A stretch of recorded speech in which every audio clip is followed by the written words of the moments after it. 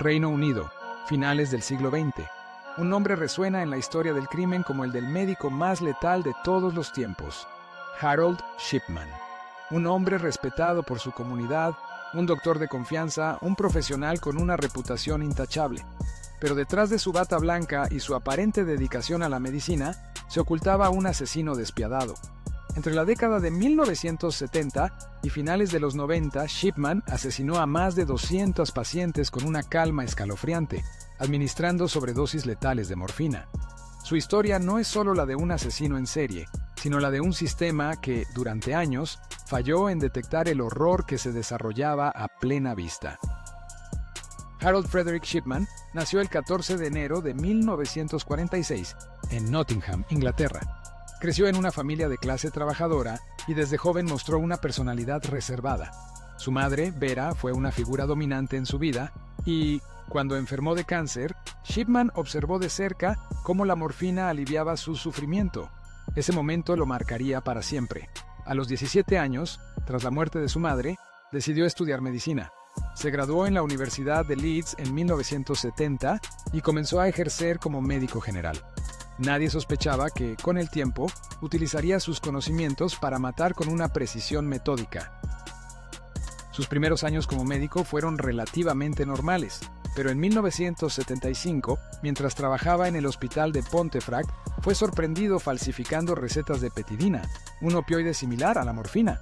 Fue multado y obligado a asistir a un programa de rehabilitación, pero esto no impidió que continuara ejerciendo la medicina.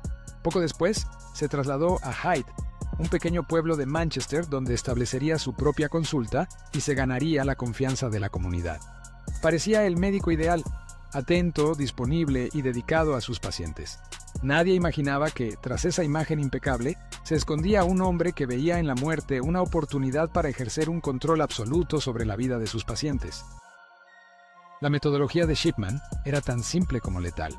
Atendía a pacientes ancianos, principalmente mujeres, y les administraba dosis fatales de morfina, el mismo medicamento que vio usar en su madre años atrás. Luego, falsificaba sus historiales médicos para que sus muertes parecieran naturales. En muchos casos, firmaba los certificados de defunción sin que nadie cuestionara su diagnóstico. Sus víctimas confiaban en él hasta el último aliento, sin sospechar que la persona encargada de cuidarlas era, en realidad, su verdugo. Durante años, Shipman se sintió intocable, un médico convertido en juez y ejecutor.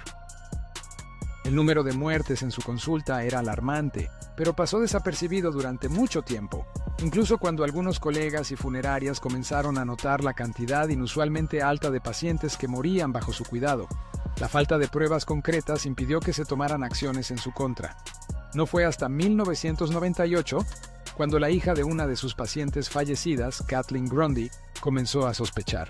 Su madre, una mujer activa y saludable, murió repentinamente tras una visita de Shipman. Poco después, se descubrió que su testamento había sido modificado, dejando toda su herencia al médico. Era la primera señal clara de su culpabilidad. Las sospechas llevaron a una investigación más profunda. Exhumaron el cuerpo de Kathleen Grundy y encontraron en su sistema una dosis letal de morfina.